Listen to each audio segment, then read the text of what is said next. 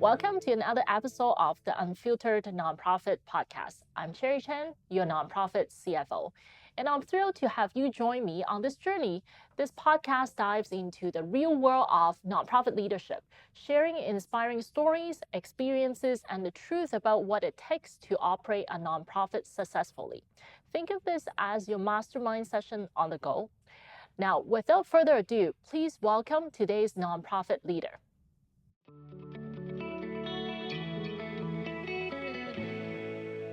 Hi, everyone. Welcome to another episode of the Unfiltered Nonprofit Podcast, where we are trying to form a platform for executive director of nonprofit and associations to learn from each other. And today we have Susan Ingram from Big Brother, Big Sisters, Ottawa. Welcome, Susan. Thank you. Thanks for having me. Yeah, Susan, I have this epiphany, and I always share that every once in a while I have these type of epiphany. Earlier on last year, actually 2 years ago too, my team and I participated in the store in local food bank, and we sponsored to help to cook at a food bank in Oakville. And I don't remember how much we contribute, and usually we get a tour afterwards. And the tour, the executive director told us that the program that we participated in fund the entire operation, plus also provide the help, essentially the purchasing power to allow them to feed the local families that are in need.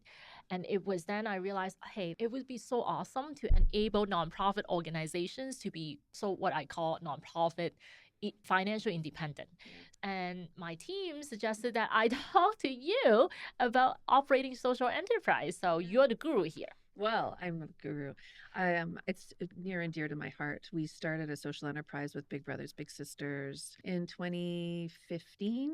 Wow. At the end of 2015, it was a big decision. Yeah. And you know what? You're right. Charities have to find ways to be innovative and creative in the way that we raise funds. And so social enterprise is an option. Yeah. So what got you into doing this? Because tell us a little bit about your social enterprise first. So our social enterprise is called Select Thrift, and it is a thrift store that we provide, it's clothing, and we now have household items.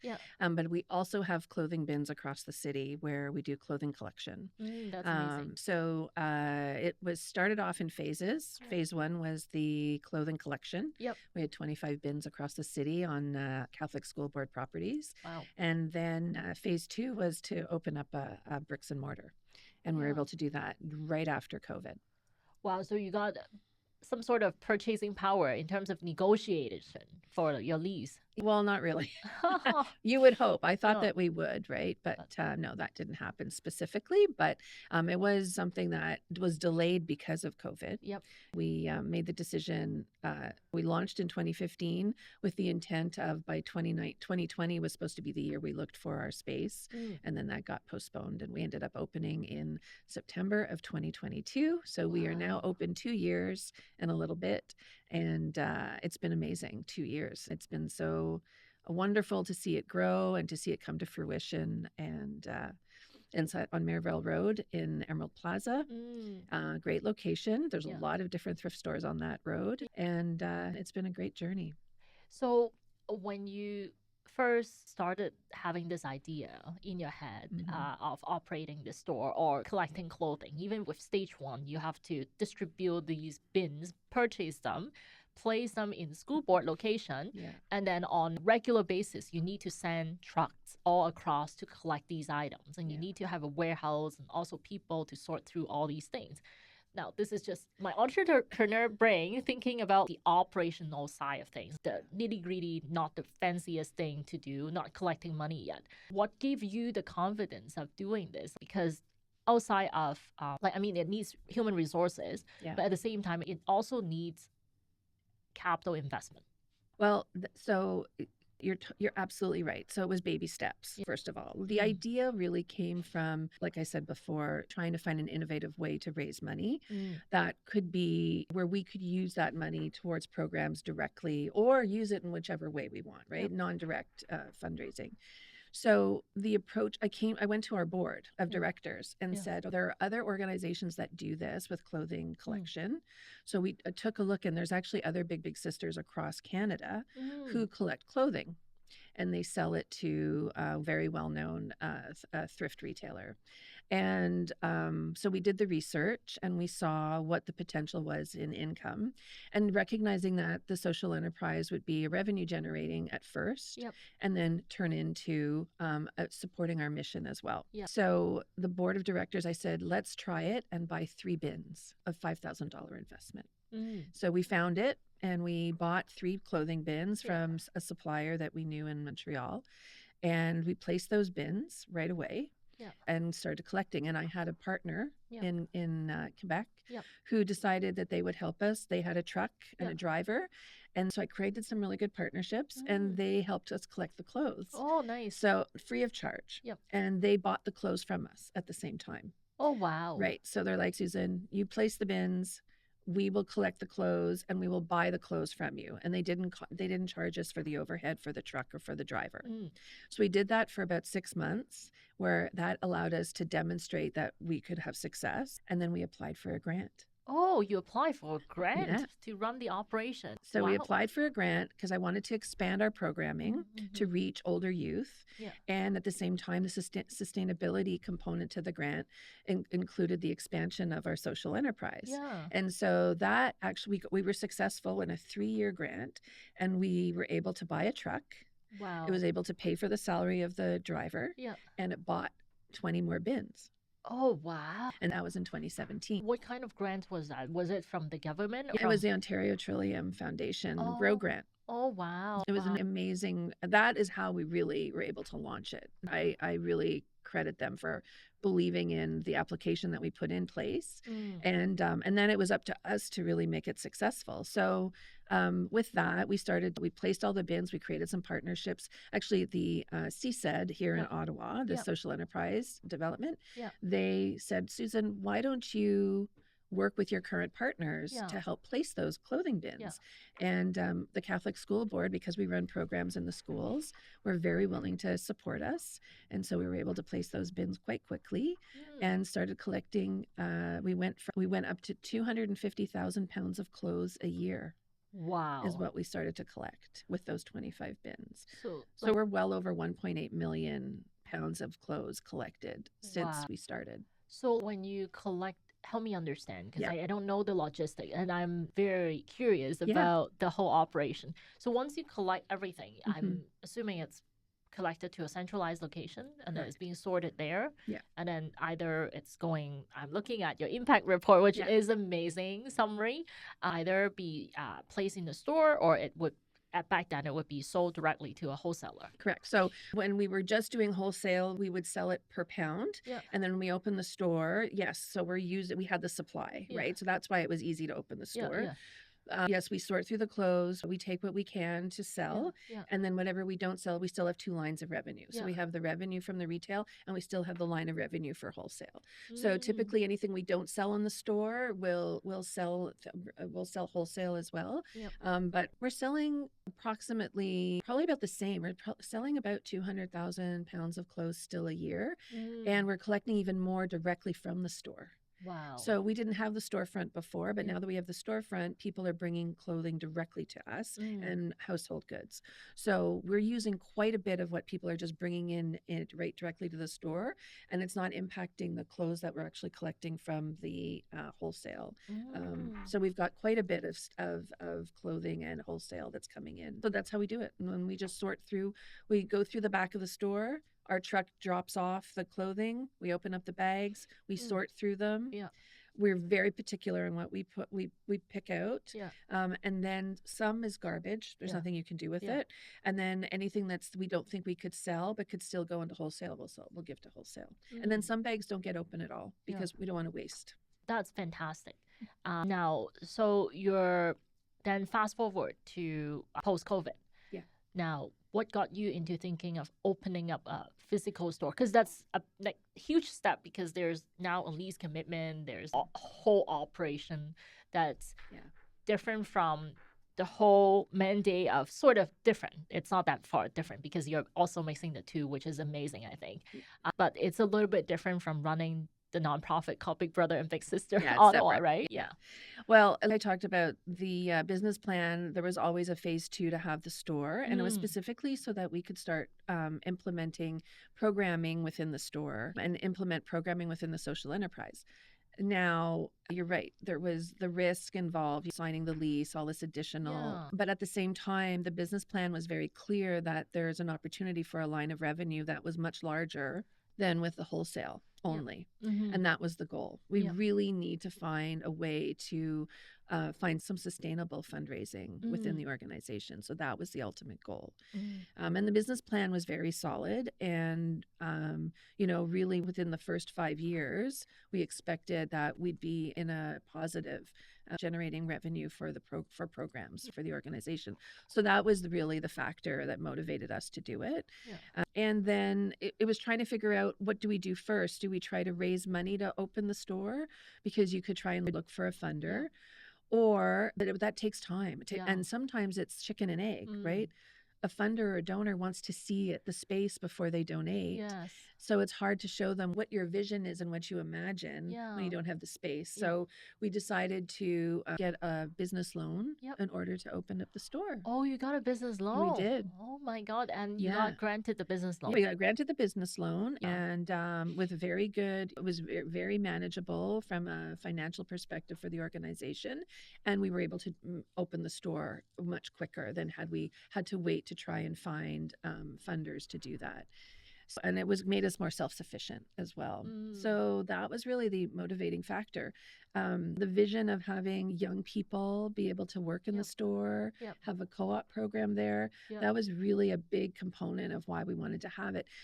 Opening up what Big Brothers and Big Sisters of Ottawa does in terms of mentorship, it's really hard to explain to people. And it's not something that you can demonstrate. I can't bring you to show you these wonderful relationships that are happening within the organization, because they're happening out in the community and they're very private.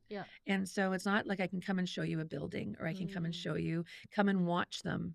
Right. And so having the store really gave us this platform to now bring people in to say, hey, this is what we do. Yes, this is our social enterprise where we raise dollars for our programs, but we could talk to people about our programs, and people could meet some of our kids, and they could see more about who we are as an organization. And so it's actually been part of the biggest success story of the store is it's offered that for us. It's programming, and it's offered us a platform to talk about the organization that we didn't have before. Right? People can come in and learn more about the organization, whereas we know our agency location, people don't come to the agency because we just work there in order to support our young people that are out in the community. So this has really provided us an opportunity to have people come in and visit, and we can talk about, the general public are coming in and learning about the organization as well. So it's been great. Nice bonus. It is a bonus. It is by design, but I call it nice bonus. It's by design, I think. It is absolutely by design. Like I said, we've created this amazing space. It's a safe space for young people. It's a safe space for people to come in and shop. It's really become a community hub where people can come in and feel like they are treated really well and can get really great deals. And it's been a wonderful opportunity for the organization. Hello, Unfiltered Nonprofit listeners. It's Cherry Chan here, your host and the CEO of Otis Financial Solutions. Let's talk about something that can be a major headache for many nonprofits: managing your finances. Are you feeling overwhelmed by budgeting, financial reports, or keeping up with compliance? You're not alone. Many nonprofit leaders struggle with these issues too, but you don't have to. At Otis Financial Solutions, we specialize in making financial management easy for nonprofit leaders and associations leaders. For over 18 years, we've been turning financial stress into peace of mind. Our services are designed to meet your unique needs, from day-to-day bookkeeping to strategic financial planning. Imagine having more time to focus on your mission, knowing that your finances are in experts' hands. If that sounds like something you need, I'm offering a no-obligation 20-minute consultation. Let's discuss your challenges and explore how Otis can help you achieve your goals. Visit nonprofitcfo.ca to book your call today. Let's simplify your financial management together. I'm going to read some of your impact report. Yeah. It had diverted 1.5 million pounds of clothing from landfill, and it had generated over just under 500,000 of revenue. And then you also had 4,408 hours building employable skills with youth. So you've you've hired 4,400 hours of youth working in the store. That's impactful, to say the least. And then all the other stuff that's included. It is a huge success. And how are the biggest challenge? Because I think people are afraid of failing, because social enterprise is really having your own business, right? It is. Yeah, having your own business and you're managing sort of two operations. You are mingling a portion of it, but then at the same time, it's sort of like feel like two operations all at the same time. How do you manage that as an executive director? And also, I'm sure there are a lot of stories in the last couple of years operating a physical store. Right. So I would say it isn't easy as an executive director to be able to do both. Part of the plan was to be able to have a business manager who would support me in bringing that on. So I think part of the risk mitigation was being able to build something where you knew that there was enough staff to be able to support. But it certainly wasn't an easy opportunity I had a very strong board. I had a board who really believed in the idea of social enterprise. So that's your first kind of hurdle. Yes. The second part is I had a very strong business plan and I had a really strong risk mitigation plan. And I think that when you have a low risk and you've analyzed it, that really helped for us to be able to build it. In terms of, I don't come from the charitable sector. My background is in operations and manufacturing. In my very young days, I opened up restaurants in Montreal. And so I've done a lot of this type of work before. So that helped, I think, in me not being worried about how do I open a store, what are the steps, etc. And I hired some really key people, to be honest. Our business manager, Hope Wood, she's phenomenal and she's got a strong retail background. So you look for the experts. Yes. I'm not an expert in everything, but I know what the vision is and I know what the strategy was and I understood the financials. So it was really finding the right people around me and around the organization and having a really strong board who believed in it. And other donors and supporters people have been very supportive of the organization and of this it's very innovative, right? So I'd say if people are worried or scared, you really have to find people to help you and build a strong business plan and really understand what are the risks. We're naturally risk adverse in the charitable sector. I'll tell you, the day I went to sign the lease with my board member, I got cold feet for sure. I was very like, is this what are we saying? Is this the right thing? And I called up a friend of mine and I said, I'm really we're going to sign the lease. And I'm thinking I've been working on this for 5 years. And what if it fails or what if? And she just said, look, if this was a business plan you presented in the private sector, they'd tell you it's a no-brainer. And you put all your risk mitigation in place and your board's approved it. So you're good. It's just that you're naturally adverse to risk in the charitable sector. So I think that's the biggest hiccup is you got to get out of your own way and boards have to get out of their own way as well. But that's really how we did it. So say going back a little bit, back in the very beginning when you first have that idea. So the first person that you hire was the business consultant to put the business plan together. I actually didn't hire. It was an RBC associate. It was a young person who had their MBA, who had been hired by RBC, and they do a placement. It was a program through RBC, and we were able to have this young person come on, and she did all the research for us, and it was an amazing plan that she put together for us. And then the initial plan was to do a store. Yeah. And then I looked at her, I said, let's go to a partner and another big sister who has bins and let's phase it. Yeah. Because it was very expensive to start a store just fresh like that. And we needed to have baby steps. And so that's how we started. But yes, a business plan was key. You had to have a business plan. So if you don't have the luck of having an RBC associate, or you could get a master's student, that's in the charitable sector. That's what you do, right? You look for partners who will help you. And so that's how we were. So RBC had a huge hand in this as well. Oh my God, that's awesome. That's great news. Now, so you also mentioned that you have a strong risk mitigation strategy or backup plan. I call it Plan B. So what is that? Well, specifically when I speak about the risk mitigation, it's around continuing. When we opened the store, we didn't drop our revenue from the wholesale. So to be honest, the wholesale revenue biz side is very low risk and low cost. So by not losing that and opening the store, let's say the store didn't do well. We signed a lease for 5 years in an area that was it's very sought after. So knowing that, let's say in 3 years, it didn't do well and we needed to get out of our lease and sublet, it would not have been difficult to do that. So we really made sure we were in a good space, that we understood the landlords are great. And at the same time, we kept our second line of revenue. So if we had to close the store, we could still keep our line of revenue with the clothing bins. And so that was really our biggest risk mitigation. Knowing that, what would be the hiccup if you have to look at, so if you did have to close the store, what are the costs that you would incur in terms of resources that you would have to, all of those types of, and you look at what would really be the main risk in terms of to the financial or to the organization.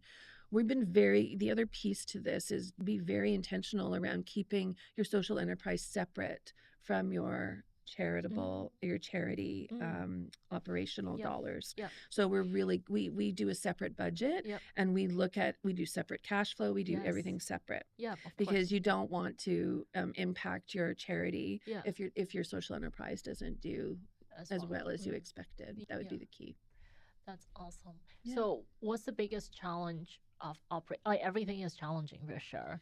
Biggest challenge so far that you've encountered? The biggest challenge really has been just people knowing we're there. So when we did the initial budget and the forecast, I'm happy to say that we've hit all of our targets in terms of how much people are spending when they come into the store, what the return rate of customers are. But we didn't know what the traffic, it was hard to estimate traffic into the store. That was hard to do. And we don't have that experience. So I would say that that's been the biggest challenge, is the traffic into the store in the first 2 years wasn't as great as we had first expected. Now we're up 30% from the first year. And we're already up in from January of last year by 30%. So we're seeing an increase in revenue in terms of sales, but we're also seeing traffic has increased because more people are knowing about it. So we had to invest a little bit more in marketing and invest a little bit more in our social media has been a big component to us getting the word out. But I'd say that's been the biggest challenge. And our space is smaller than its space is big, but we're outgrowing it already. Oh, wow. Yeah. Like with adding household items, we've really started to It's a good problem to have. It's a good problem to have. But I would say those are the biggest challenges that we've had, because once people come in, they're very committed to the organization. They love the fact that they know when they're purchasing something from us, it's going directly to programs within the city of Ottawa and to help youth. And so once people know about us, they want to come back. But it just was getting people to know about us. So that's what we continue to do, is really spend a lot of time on our marketing. Sounds like a real business there. It does sound like a business. It is a real business. It's an absolutely real business. So you had you run programming directly within the store as well, and I guess that's how you essentially make sure that we are also, by design, it's meant to be matching up, complementing what you offer at Big Brother and Big Sisters. And have you found it challenging there, managing a bunch of youth within the retail store? So that's interesting. I'm glad you brought that up. So Hope Wood, our business manager, she's also running the store. as well as everything else. And so I would say that we've got it. She's been trained. She's learning from our programs team. She's done all the training that she's required to do. She's been amazing with the young people. And so, our first year, we didn't have as many co-op students because they weren't sure. Some of the students, they're 15, 16, 17, some are 18. And they're like, oh, what am I going to do in a thrift store? They think they're just going to sort. But she's created this amazing curriculum for them where they're doing social media. They're learning how to do inventory, but they're merchandising. They're learning how to use a cash. They're doing all different things within the store, and it's created a really safe space. And she's become a mentor to them. And so in the first year, we had not as many young people, but our September semester, this in 2023 or 2024, we had 11 students. Wow. Whereas we were in the one semester, we would have 2 maybe in the first, when we first opened. So we have a lot of young people so now it's word of mouth. The guidance counselors are saying, hey, well, I've got more students that want to come and work at the store. They want to do their co-op. And so it's been amazing to be able to have somebody she's mentoring them, she's teaching them. And I think the nice piece about our placement for these young people, it's a little different because we do understand young people. That's what we do as an organization. And it might different from other employers, right? We can help accommodate. We understand challenges like a learning challenge, or maybe it's a high-risk youth who's having difficulties at home or having difficulties at school. And so I think the number one thing that's happened is we're seeing these young people that are coming in. They want to come in when they're not doing their hours.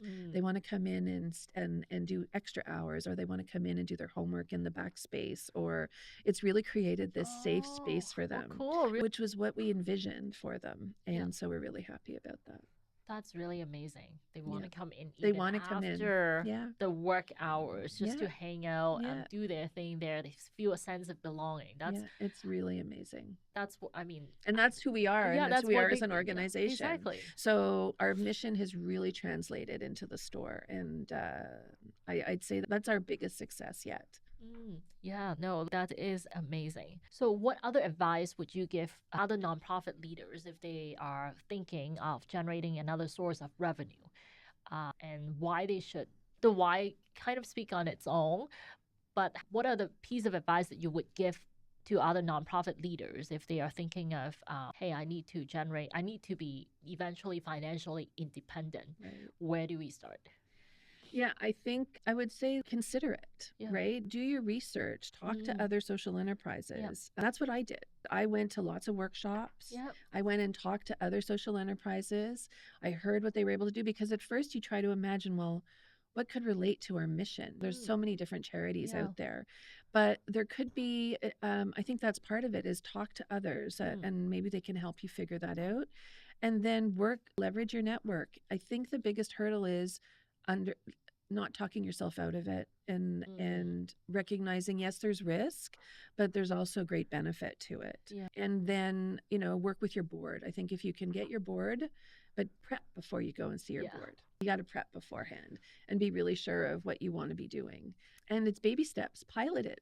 I love the word pilot. I pilot everything. We pilot so much at the agency. If they have an idea, just pilot it.